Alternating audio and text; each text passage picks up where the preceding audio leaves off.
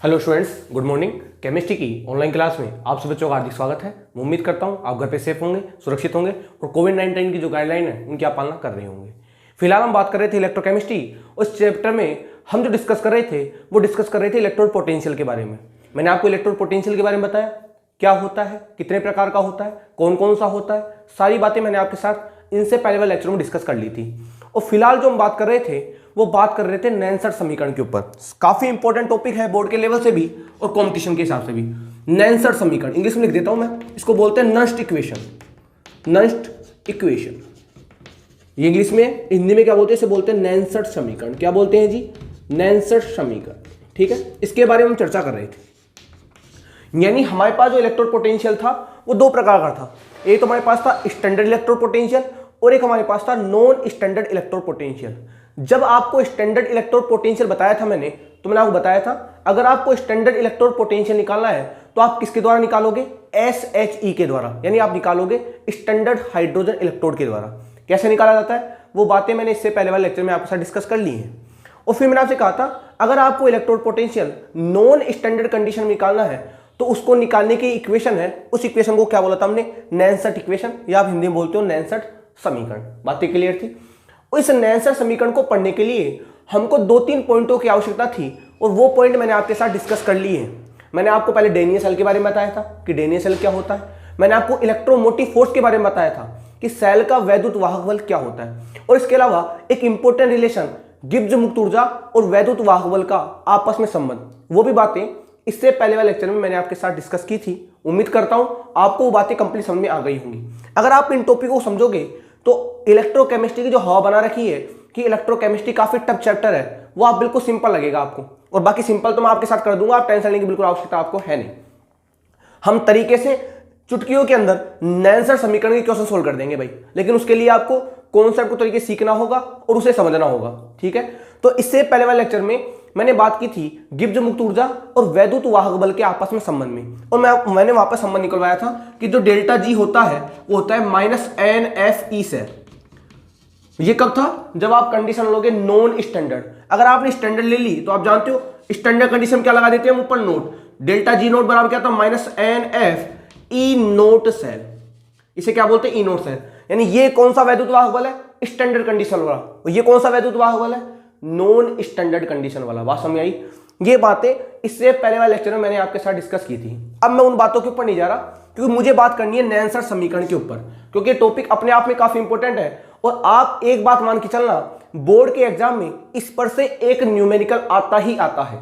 नैनसर समीकरण से एक न्यूमेरिकल इक्वेशन नहीं पूछेगा आपसे, आपको दिया जाएगा क्वेश्चन, एक न्यूमेरिकल इस नैनसर समीकरण के ऊपर परमानेंट आएगा। और वो क्वेश्चन जो आएगा बिल्कुल सिंपल आएगा, आप उसे आसानी से सोल्व कर सकते हो। कैसे करेंगे वो बात समझाऊंगा मैं इस लेक्चर में आपको। बात क्लियर है? तो बिना बात के हम स्टार्ट करते हैं हमारे टॉपिक को। पहले मैं देख लेता हूं कि कैमरे में आपको पूरा विजिबल है कि नहीं। हाँ भाई, कंप्लीट है। अब देखो स्टार्ट करते हैं। हम बात कर रहे थे नैनसर समीकरण के बारे में, तो पहले मैं बता देता हूं आपको कि नैनसर समीकरण की हमको आवश्यकता क्यों पड़ी। मैंने बताया था आपको अगर आपको स्टैंडर्ड इलेक्ट्रोड पोटेंशियल निकालना है तो आप लोगे SHE की मदद, यानी आप लोगे स्टैंडर्ड हाइड्रोजन इलेक्ट्रोड की मदद। लेकिन अगर आपको निकालना है नॉन स्टैंडर्ड इलेक्ट्रोड पोटेंशियल, यानी टेम्परेचर, प्रेशर और कंसंट्रेशन, अगर स्टैंडर्ड कंडीशन वाली अगर आपको नहीं लेनी है और उस कंडीशन में अगर आप इलेक्ट्रोड पोटेंशियल निकालना चाहते हो तो आपको किसकी आवश्यकता होगी?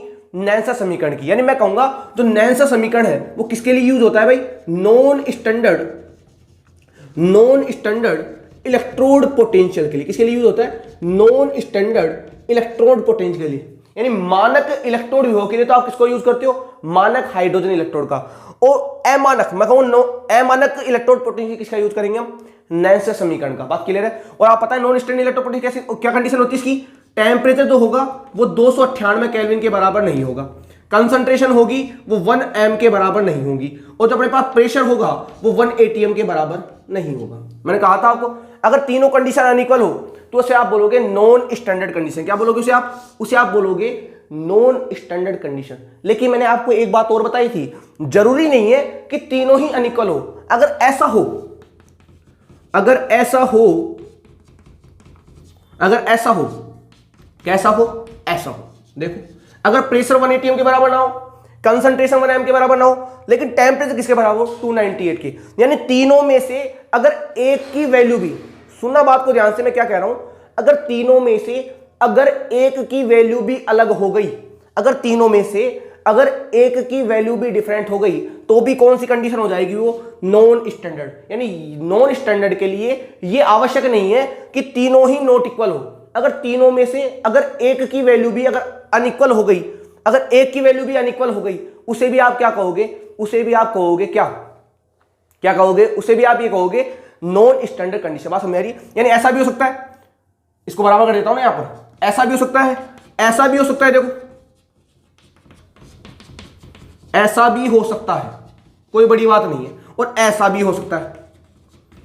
ये सारी जो कंडीशन मैं लिख रहा हूं आपके साथ, वो सारी की सारी कंडीशनें किसकी होंगी, नॉन स्टैंडर्ड की। ये लो जी, या तो तीनों ही बराबर ना हो, या तीनों में से कोई एक भी बराबर ना हो, तो वो कंडीशन भी किसकी होती है, नॉन स्टैंडर्ड की। और इनके लिए जो आप निकालोगे इक्वेशन, वो इक्वेशन क्या होगी, नैनसेट इक्वेशन। और यहां के द्वारा जो इलेक्ट्रोमोटिव फोर्स बनेगा उसे आप बोलोगे ई सेल। क्या बोलोगे उसे, ई सेल। ई सेल क्यों बोला, सेल का वैद्युत वाहक बल, किस कंडीशन में, नॉन स्टैंडर्ड कंडीशन में। क्योंकि अगर ये स्टैंडर्ड कंडीशन में होता तो आप इसे क्या लिखते, ई नोट सेल। क्या लिखते इसे, ई नोट सेल। और ई नोट सेल निकालने का तरीका मैंने आपको बताया था, 3 फॉर्मूले बताए थे, ई नोट ऑक्सीडेशन प्लस ई नोट रिडक्शन, ई नोट रिडक्शन कैथोड माइनस ई नोट रिडक्शन एनोड, ई नोट ऑक्सीडेशन एनोड माइनस ई नोट ऑक्सीडेशन कैथोड। 3 फॉर्मूले इसके मैंने आपको बताए थे। अब हमको क्या निकालना है, हमको निकालना है ई सेल। बातें समझ में आ रही है आपको? यानी इन चारों कंडीशन में से अगर एक भी कंडीशन आपको एग्जाम में दी जाए तो समझ जाना किसकी बात कर रहा है, वो बात कर रहा है नैनसेट समीकरण की। बात समझ में आ रही है आपको? अगर इन चारों में से अगर एक भी कंडीशन अगर आपको दे दी जाए एग्जाम में और पूछा जाए कि इसका इलेक्ट्रोमोटिव फोर्स किसके लिए होगा, तो आप कहते हैं ना कैसे निकालेंगे उसका इलेक्ट्रोमोटिव फोर्स, यानी हम सेल का वैद्युत वाहक बल कैसे निकालेंगे, नैनसेट समीकरण की सहायता से। बातें क्लियर है? अब मैं स्टार्ट करता हूं कि नैनसेट समीकरण जो है वो होती क्या है, क्या होती है नैनसेट समीकरण। तो उसके लिए हम स्टार्ट करते हैं, पहले इसको मैं साफ कर देता हूं क्योंकि हमको स्पेस की रिक्वायरमेंट होगी, तो बिना बात के हम स्टार्ट कर रहे हैं। तो ध्यान रखना, इन चारों में से अगर एक भी कंडीशन इन चारों में से अगर एक भी कंडीशन एग्जाम में आपको दी जाए तो समझ जाना किसकी बात कर रहा है, नैनसेट समीकरण की। या मैं कहूंगा वो बात कर रहा है नॉन स्टैंडर्ड इलेक्ट्रोड पोटेंशियल के बारे में। ठीक है, तो यहां लिख देते हैं हम नैनसेट इक्वेशन, NERNST इक्वेशन। ठीक है जी, सुनो भाई बात। नैनसेट समीकरण जो है वो किस प्रकार निकाली जाती है, सुनो। एक थर्मोडायनेमिक्स रिलेशन अगर आपने पढ़ा हो तो एक थर्मोडायनेमिक्स इक्वेशन है, आपके 11th के अंदर एक चैप्टर चलता है ऊष्मा गति की, जिसे इंग्लिश में बोलते हैं थर्मोडायनेमिक्स। उस थर्मोडायनेमिक्स वाले चैप्टर में एक इक्वेशन दी जाती है आपको, वो इक्वेशन आपको याद भी होगी, अगर याद नहीं है तो देख लो आप। वो होती है डेल्टा जी बराबर, इसको साफ साफ लिख देता हूं, कई विद्यार्थियों को प्रॉब्लम आ जाती नहीं। डेल्टा जी बराबर होता है delta G naught plus R T L N होता है लॉग एन क्यू। एक इक्वेशन है, इक्वेशन नंबर फर्स्ट। अब सर ये इक्वेशन कहां से आई, ये इक्वेशन आपको याद करनी होगी क्योंकि ये इक्वेशन यहां से नहीं है, ये इक्वेशन ली गई है 11th के चैप्टर थर्मोडायनेमिक्स से। वहां पर एक इक्वेशन चलती है डेल्टा जी बराबर delta G naught plus R T log N Q, और इस इक्वेशन की हमको नैनसेट समीकरण में आवश्यकता पड़ेगी, इसलिए मैंने लिख दी। ये कहां से ली गई है, ये ली गई है थर्मोडायनेमिक्स से। कहां से ली गई है, थर्मोडायनेमिक्स से, ऊष्मा गतिकी वाले चैप्टर से इक्वेशन को लिया गया है। इक्वेशन क्या होती है, डेल्टा जी बराबर delta G naught plus R T L N Q. अब यहां पे आर क्या है, टी क्या है, एल एन क्या है, क्यू क्या है, वो सब मैं आपके साथ डिस्कस कर दूंगा, वो आपको टेंशन लेने की आवश्यकता नहीं है। लेकिन कोई ये पूछे कि सर ये इक्वेशन आपने कहां से लेके आ गए, तो भैया मैं लेके नहीं आया हूं, ये इक्वेशन आई है थर्मोडायनेमिक्स से। 11 का एक चैप्टर चलता है ऊष्मा गति की, उस ऊष्मा गति वाले चैप्टर में इस इक्वेशन को काफी पढ़ा जाता है। अब आपने पढ़ी या ना पढ़ी वो मेरे मतलब नहीं करता, मैं तो अभी तो ये कहूंगा आपसे कि ये जो इक्वेशन है कहां से ली गई है, थर्मोडायनेमिक्स से। इक्वेशन क्या होती है, डेल्टा जी बराबर delta G naught plus R T L N Q. ठीक है, हम जानते हैं, देखो हम क्या जानते हैं, वी नो दैट। इंग्लिश में लिख देता हूं, चलो हिंदी में लिख देते हैं। हम जानते हैं, इंग्लिश में लिख दूंगा वी नो दैट। हम क्या जानते हैं जी, हम ये जानते हैं कि डेल्टा जी निकलवाया था मैंने कल आपको, इससे पहले वाले लेक्चर में मैंने बताई थी डेल्टा जी की वैल्यू। डेल्टा जी बराबर क्या होता है, minus N F E cell. Equation number अपने पास हो गई सेकेंड, निकलवाया था ना हमने, गिब्स मुक्त ऊर्जा और वैद्युत वाहक बल में संबंध। हम ये भी जानते हैं अगर डेल्टा जी नोट दिया जाए तो क्या हो जाएगा, minus N F E note cell. Equation number third, बताओ पता है कि नहीं पता आपको, बताई थी बातें मैंने आपको। इससे पहले लेक्चर में मैंने आपको दोनों इक्वेशन आपसे उत्पन्न करवाई थी कि डेल्टा जी बराबर क्या होता है minus N F E cell, delta G naught बराबर क्या होता है minus N F E note cell. तो यहां से डेल्टा जी की वैल्यू और यहां से डेल्टा जी नोट की वैल्यू, यानी समीकरण नंबर 2 से समीकरण नंबर 3 से इन वैल्यू का मान कहां पर रख देंगे, समीकरण नंबर 1 में। तो मैं लिखूंगा समीकरण 2 व 3 से मान समीकरण 1 में रखने पर, समीकरण 1 में रखने पर देखो हम नैन से समीकरण को उत्पन्न कर रहे हैं, हमको क्या निकालनी है, नैन से समीकरण। और नैन से समीकरण के लिए आपको ये वाली इक्वेशन याद होनी चाहिए। कौन सी इक्वेशन, डेल्टा जी बराबर delta G naught plus R T L N Q. Tension मतलब बता दूंगा क्यू क्या है, आर क्या है, टी क्या है, सब बता दिया जाएगा आपको। फिलहाल तो आप इस इक्वेशन को याद कर लो, डेल्टा जी बराबर delta G naught plus R T L N Q. हमने पढ़ा था कि डेल्टा जी बराबर क्या होता है minus N F E cell, हमने पढ़ा था डेल्टा जी नोट बराबर क्या होता है minus N F E note cell. अरे स्टैंडर्ड कंडीशन में है ना, ये तो नॉन स्टैंडर्ड में है, और ये कौन सी कंडीशन है, स्टैंडर्ड। अरे जहां पर ऊपर नोट लग जाएगा वो स्टैंडर्ड कंडीशन तो होगी। और आप जानते हो स्टैंडर्ड कंडीशन क्या होती है, टी बराबर 298, पी बराबर 180 और सी बराबर 1 एम। ये तीनों कंडीशन क्या होती है, स्टैंडर्ड कंडीशन। बातें समझ आ रही है आपको, क्लियर कहानी। तो समीकरण 2 व 3 से मान कहां पर रखेंगे, समीकरण 1 में। तो रखो मान, तो डेल्टा जी की जगह क्या रख दोगे, minus N F E cell रख दिया, इक्वल टू क्या हो जाएगा, डेल्टा जी नोट की जगह क्या रखोगे, minus N F E note cell रख दिया, प्लस ये तो ऐसे कैसे आ जाएगा R T L N Q. यहां तक को डाउट है, देख लो ध्यान से, यहां तक को डाउट है किसी को, यहां तक किसी को डाउट, क्लियर है कहानी क्या कह रहा हूं। यहां से तो वैल्यू किसी रख दी हमने डेल्टा जी की, यहां से वैल्यू रख दी डेल्टा जी नोट की plus R T L N Q. Clear कहानी। अब देखो इस पूरी इक्वेशन में, इस दिखने नहीं साहब आपको, अरे भाई हमारे पास इक्वेशन क्या थी, डेल्टा जी बराबर delta G naught plus R T L N Q. ठीक है, डेल्टा जी बराबर क्या था minus N F E cell, delta G naught बराबर क्या था minus N F E note cell. समीकरण 2 व 3 से मान कहां पर रख दिया मैंने, समीकरण 1 में। तो रखो minus N F E cell equal to हो जाएगा minus N F E note cell plus R T L N Q. ठीक है, अब इस पूरी इक्वेशन में, इस पूरे समीकरण में, इस पूरे समीकरण ये लिख दो समीकरण नंबर 4, समीकरण नंबर 4 में, समीकरण 4 में माइनस एन एफ का भाग देने पर, क्या कर रहा हूं मैं, माइनस एन एफ का भाग देने पर, ये जो पूरी इक्वेशन बनी है इस इक्वेशन में किसका भाग दे रहा हूं मैं, माइनस एन एफ का। तो देखो आप क्या बन जाएगा, minus N F E cell divide by क्या हो जाएगा, माइनस एन एफ। अरे होगा कि नहीं होगा, पूरी इक्वेशन किसका भाग दे दिया मैंने, एन एफ का, माइनस एन एफ का, इक्वल टू क्या जाएगा इधर देखो, minus N F E note cell divide by हो जाएगा माइनस एन एफ हो जाएगा। यहां पे क्या होगा, प्लस इधर ले लो R T L N Q divide by हो जाएगा माइनस एन एफ। यहां तक कहानी क्लियर है, ये क्या है, एफ है भाई। ठीक है, एफ क्या हो पता लग जाएगा आपको। पूरी इक्वेशन किसका भाग दे दिया मैंने, माइनस एन एफ का। अब आप देखो माइनस एन एफ से माइनस एन एफ कैंसिल हो गया, माइनस एन एफ से माइनस एन एफ क्या हो जाएगा, कैंसिल। तो यहां पर क्या बचेगा, यहां पर इसको लिख रहा हूं, यहां पर क्या बचेगा जी, ई सेल। क्या बच गया यहां पर, ई सेल बराबर क्या हो गया जी, ई सेल बराबर हो गया, माइनस से कैंसिल हो गया भाई, माइनस से माइनस कट गया, एन एफ से एन एफ कट गया। तो यहां पर क्या बचा, ओनली फॉर ओनली, यहां पर बच गया ई नोट सेल। क्या बच गया, ई नोट सेल। हाँ भाई, ये प्लस है और ये माइनस है, प्लस माइनस क्या होते हैं, माइनस होता है, तो यहां लगा दूंगा बीच में माइनस, और बटे में क्या आ जाएगा, यहां पे क्या लिखा हुआ है, R T L N Q divide by क्या आ जाएगा हमारे पास, एन एफ। यहां तक किसी को डाउट है क्या, देख लो ध्यान से, यहां तक कहानी क्लियर है सबको कि इक्वेशन कैसे आ रही है। पूरी इक्वेशन को देखना ध्यान से, इक्वेशन आपको यहीं पर याद हो जाएगी, याद करने की आपको बिल्कुल आवश्यकता नहीं होगी। वापस सुनो ध्यान से, क्या थी हमको पता है डेल्टा जी बराबर क्या होता है, delta G naught plus R T L N Q. ठीक है साहब, डेल्टा जी बराबर क्या होता है, minus N F E cell, delta G naught बराबर क्या होता है, minus N F E note cell. इन दोनों वैल्यू को यहां पुट कर दिया, इसकी जगह ये रख दी, इसकी जगह ये रख दिया। ठीक है, इस पूरी इक्वेशन किसका भाग दे दिया मैंने, माइनस एन एफ का।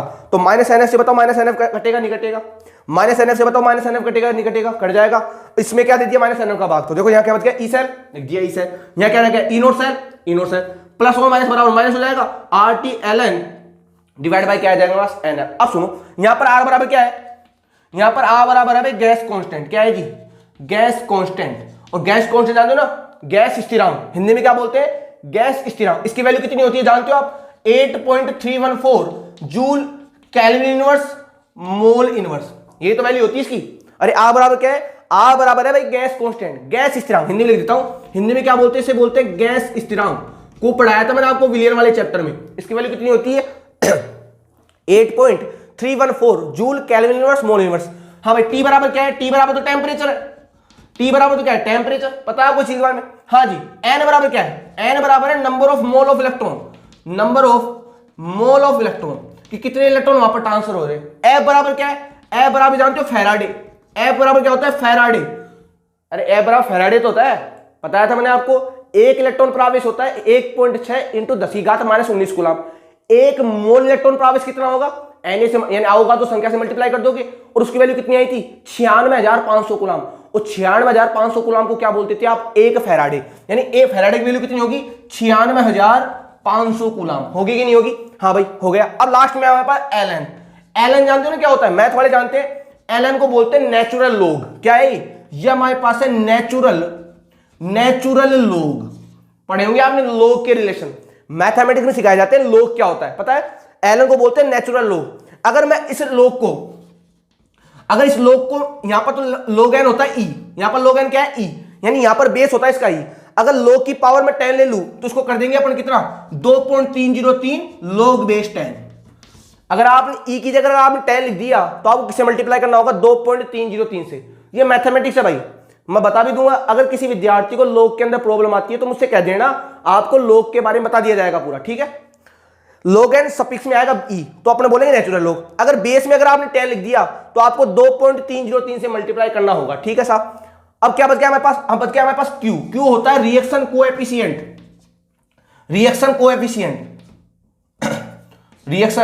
कोएफिशिएंट। इसे बोलते हैं हिंदी में अभिक्रिया स्थिरांक। क्या बोलते हैं इसे, अभिक्रिया स्थिरांक। इसे क्या बोलते हैं हिंदी में, इसे बोलते हैं अभिक्रिया स्थिरांक। पूरी वैल्यू बता दी मैंने आपको कि यहां पर ई था, यहां पर ई सेल क्या है, ई सेल जानते हो ना, सेल का वैद्युत वाहक बल। किस कंडीशन में, नॉन स्टैंडर्ड कंडीशन में। ई नोट सेल क्या है, सेल का मानक वैद्युत वाहक बल, यानी स्टैंडर्ड कंडीशन मानक वैद्युत बल। आर बराबर क्या है, गेस्ट कांस्टेंट, टी बराबर टेंपरेचर, एल नेचुरल लॉग है, क्यू बराबर रिएक्शन कोएफिशिएंट, एन बराबर नंबर ऑफ इलेक्ट्रॉन, एफ बराबर क्या होता है, नंबर ऑफ वाह 96,500 कूलम, या सब बोलते हो फैराडे। कहानी क्लियर है यहां तक। अब इस वैल्यू को हम पुट कर रहा हूं यहां पर, तो यहां मिटा दूं, यहां तक कहानी तो आपको क्लियर हो गई होगी। तो देखो यहां से बात, तो ई सेल बराबर क्या हो जाएगा जी, ई सेल बराबर हो जाएगा ई नोट सेल, ठीक है, माइनस, हाँ आर की वैल्यू कितनी है अपने पास 8.314, ठीक है, इंटू टेम्परेचर कितना लेके चल रहा हूं मैं, टेम्परेचर ले रहा हूं यहां से 298 केल्विन। कितना ले रहा हूं, ध्यान से देखना, आपको एग्जाम में जो भी क्वेश्चन दिया जाएगा इसी ही टेम्परेचर पे दिया जाएगा। कौन से टेम्परेचर पे, 298 केल्विन। तो टेम्परेचर कितना ले लिया मैंने, 298 केल्विन, ठीक है। अपने पास हो गया log बेस 10। अब सुनो, यहां पे Ln है, यहां पर Ln है। अब मुझे इसे करना है log बेस 10। बताओ किससे मल्टीप्लाई कर दूंगा, 2.303 से मल्टीप्लाई करूंगा कि नहीं करूंगा, तो कितना मल्टीप्लाई कर दूंगा, 2.303 log बेस। अब बेस क्या आ जाएगा 10, साथ में क्या आएगा हमारे पास q, डिवाइड बाय क्या आ जाएगा हमारे पास n, इंटू f की वैल्यू कितनी है हमारे पास 96,500 है कि नहीं भाई। वापिस देखो ध्यान से, आप कहानी क्लियर है क्या सबको, उम्मीद कर रहा हूं कहानी पूरी समझ में आ रही होगी आपको। देखो वापिस ध्यान से, ई सेल का तो ई सेल लिख दिया मैंने, ई नोट सेल का ई नोट सेल लिख दिया, आर की वैल्यू कितनी लिखी मैंने 8.314 लिख दी, 8.314। टी की वैल्यू कितनी लिखी मैंने 298, क्योंकि जो हमारे पास इक्वेशन होगी वो 298 केल्विन वाली ज्यादा यूज होगी, ठीक है। यहां log n था, मैंने log n को कर दिया log बेस 10। मैं बताया था मैंने आपको, अगर इसको log बेस 10 करोगे तो किससे मल्टीप्लाई कर दोगे, 2.303 से। तो कर दिया 2.30 मल्टीप्लाई log बेस 10, और साथ में क्या आएगा हमारे पास q क्या है बता दिया जाएगा आपको, डिवाइड बाई n का n, इंटू f की वैल्यू कितनी थी हमारे पास 96,500। जब आप इसको सोल्व करोगे तो आएगा अपने पास ई सेल बराबर, क्योंकि हमारे पास एग्जाम में इतना टाइम नहीं होगा कि हम इसको सोल्व करने बैठ जाएंगे, हमको सीधा फॉर्मूला ये याद होना चाहिए। फिर ई सेल बराबर होगा ई नोट सेल माइनस, जब इसको आप सोल्व कर लोगे ऊपर वाली को नीचे वाली को, तो आपके पास वैल्यू आएगी 0.059 divide by n log base 10, और हमारे पास रहेगा यहां पर q। ये फॉर्मूला कहलाता है भाई नैनसट समीकरण। क्या कहलाती है, ये कहलाती है नैनसट इक्वेशन। कब, जब टेम्परेचर कितना होगा 298 केल्विन। ये बात भी याद रखने वाली है कि जब टेम्परेचर 298 केल्विन होता है तो इस इक्वेशन के द्वारा आप क्या निकाल लोगे, ये ई सेल बराबर क्या है, यहां पर ई सेल है हमारे पास नॉन स्टैंडर्ड इलेक्ट्रोमोटिव फोर्स, ठीक है जी। ई नोट सेल बराबर क्या है जी, ई नोट सेल हमारे पास स्टैंडर्ड इलेक्ट्रोमोटिव फोर्स, यानी सेल का मानक वैद्युत वाहक बल। एन बराबर क्या है, एन बराबर है number of mole of electron, कितने इलेक्ट्रॉन वहां पर ट्रांसफर हो रहे हैं। और क्यू बराबर क्या है जी, क्यू बराबर हमारे पास है रिएक्शन कोएफिशिएंट, यानी हमारे पास है अभिक्रिया स्थिरांक। कहानी क्लियर है, इस इक्वेशन को बोलते हैं नैनसेट इक्वेशन। क्या बोलते हैं इसे बोलते हैं नैनसेट समीकरण। दिख रही है साहब आपको, ध्यान देख लेना।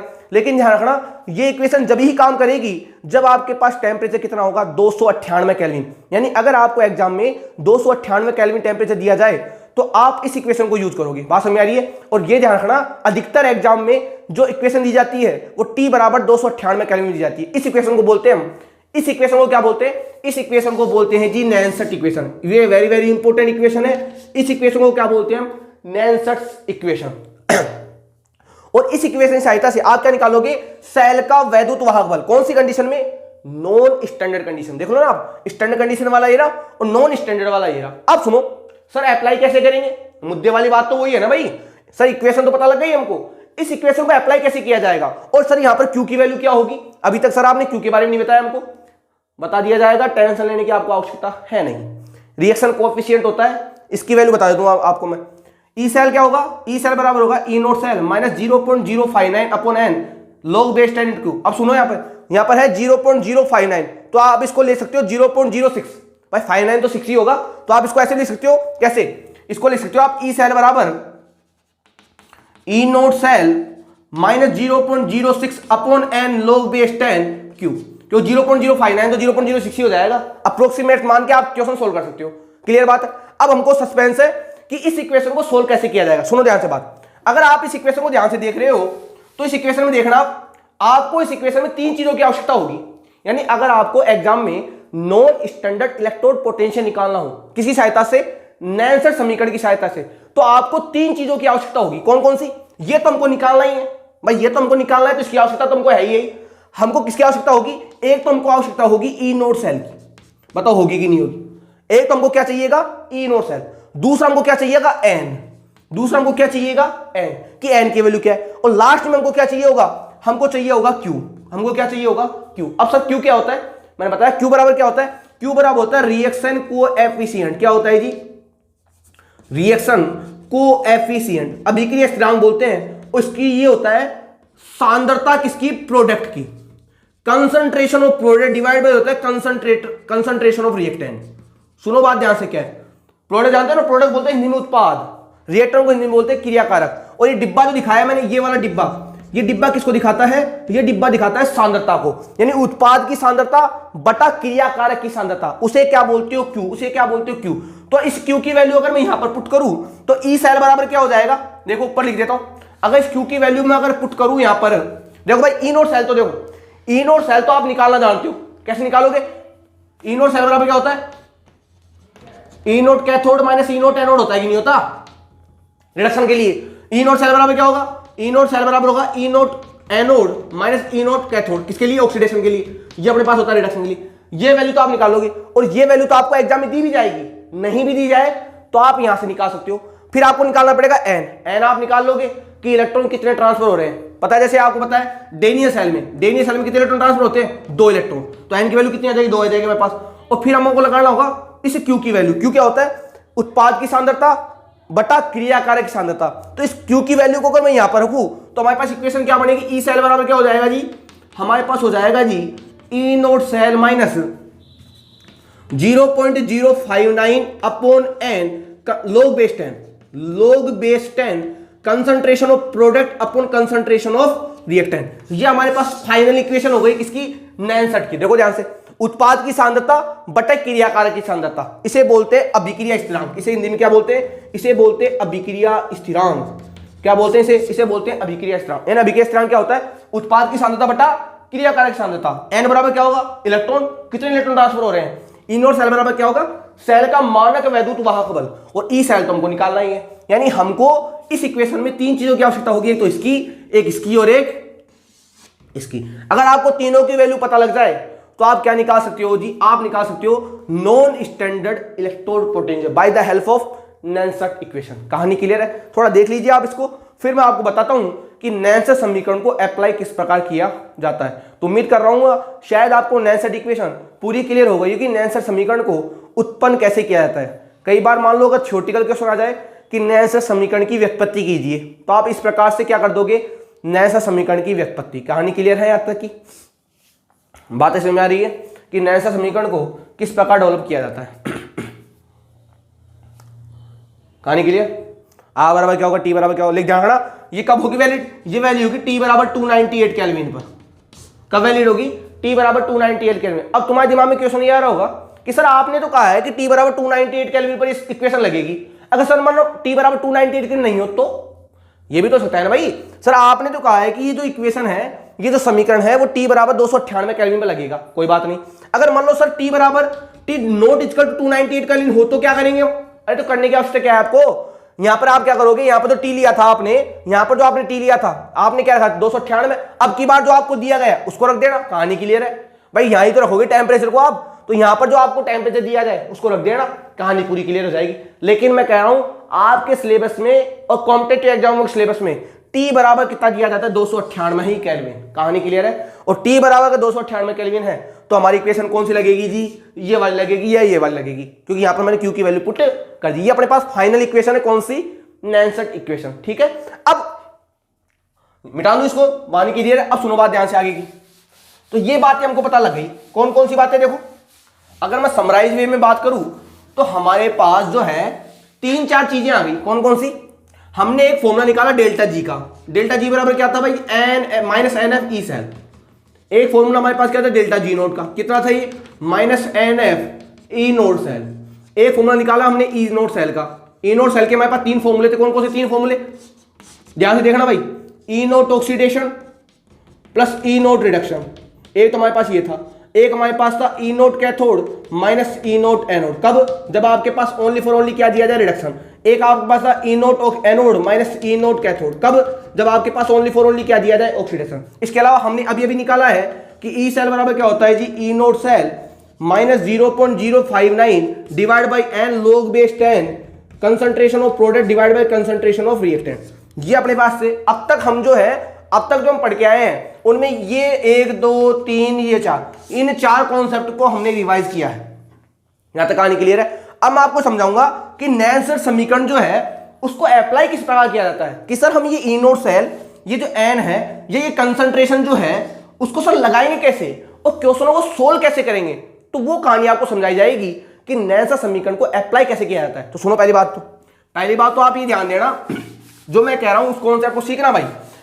इसलिए तो मैं कह रहा हूं कि नैनसेट समीकरण को सीखना जो है आपके बिल्कुल सिंपल हो जाएगा और आप नैनसेट समीकरण के जो क्वेश्चन आने वाले हैं उनको भी आसानी सोल्व कर पाओगे। कब कर पाओगे, पढ़ोगे तो। बात क्लियर है, सुनो ध्यान से। आपके पास जो नैनसेट समीकरण है, आपके पास जो नैनसेट समीकरण है वो 2 चीजों पे लगेगी भाई। कौन कौन सी, इससे आप चाहे हाफ सेल पे लगाओ चाहे आप फुल सेल पे लगाओ, इसे चाहे आप हाफ सेल पे लगाओ चाहे फुल सेल पे, यानी हाफ सेल का और फुल सेल का इलेक्ट्रोड पोटेंशियल। कौन सा इलेक्ट्रोड पोटेंशियल, नॉन स्टैंडर्ड। पता है ना आपको चीज के बारे में, क्योंकि नैनसेट समीकरण क्या निकालती है, नॉन स्टैंडर्ड इलेक्ट्रोड पोटेंशियल। यानी नैनसेट समीकरण की सहायता से आप हाफ सेल यानी अर्ध सेल, हिंदी में क्या बोलते हैं, अर्ध सेल यानी आधा सेल, इसे बोलते हैं फुल सेल यानी कंप्लीट सेल। कंप्लीट सेल हो जाएगा ये, कंप्लीट सेल यानी कंप्लीट सेल भी क्या हो गई, ये तो पूर्ण सेल जिसको हिंदी में बोलते हैं। नैनसेट समीकरण के द्वारा आप हाफ सेल और फुल सेल का क्या निकाल सकते हो, NSP, non standard electrode potential, ठीक है, नॉन स्टैंडर्ड इलेक्ट्रोड पोटेंशियल। ये निकाल सकते हो किसकी सहायता से, नैनसेट समीकरण की सहायता से। यानी हमारे पास केस तो होंगे, एक तो हमारे पास होगा हाफ सेल का और एक हमारे पास होगा फुल सेल का। फुल सेल का एग्जांपल कौन सा होता है जी, डेनियल सेल। कौन सा एग्जांपल होता है, डेनियल सेल, जिसे आप बोलते हो गैल्वेनिक सेल। क्या से बोलते हो, गैल्वेनिक सेल। जिसे आपने बोला था वोल्टिक सेल, क्या बोला था जी आपने बोला था जी उसे वोल्टिक सेल। क्या बोला था जी, वोल्टिक सेल। यानी इसे तो बोलेंगे फुल सेल। हाफ सेल क्या होता है, एक ही कंटेनर में एक ही अभिक्रिया हो, उसे बोलते हैं हाफ सेल। क्या होता है हाफ सेल, क्या होता है फुल सेल। और इनके ऊपर नैनसेट समीकरण कैसे लगेगी उसको सिखाया जाएगा इससे आगे वाले लेक्चर में। आज के लेक्चर में हमने ये सीखा है कि नैनसेट समीकरण डेवलप कैसे होती है, पूरी इक्वेशन पूरी इक्वेशन आपके साथ क्लियर कर दी मैंने। उम्मीद कर रहा हूं आपको समझ में भी आ रही होगी। इससे आगे वाले लेक्चर में हमें दिखेंगे कि हाफ सेल के लिए और फुल सेल के लिए नैनसेट समीकरण को किस प्रकार लगाया जाता है। और मैंने आपसे कहा है, एक बात आप याद रखना, बोर्ड के एग्जाम में एक न्यूमेरिकल नैनसेट समीकरण से आएगा ही आएगा। तो आप ये समझो कि आपके 2 या 3 नंबर का जो मार्क्स है वो यहां से कंप्लीट होगा, क्योंकि 2 नंबर का न्यूमेरिकल पूछा जाएगा और 3 नंबर का थ्योरेटिकल पोर्शन पूछा जाएगा। तो थ्योरी तो लिखना आसान होता है, न्यूमेरिकल करना थोड़ा टिपिकल काम होता है। तो आप न्यूमेरिकल को कम समय में सही कर पाओगे, ये बात आप मान के चलना, ठीक है। तो आज के लेक्चर में इतना ही कर रहे हैं। अगले लेक्चर में बात करेंगे हाफ सेल की और फुल सेल के ऊपर किसकी बात करेंगे, नैनसेट समीकरण की। आज के लिए इतना ही, धन्यवाद।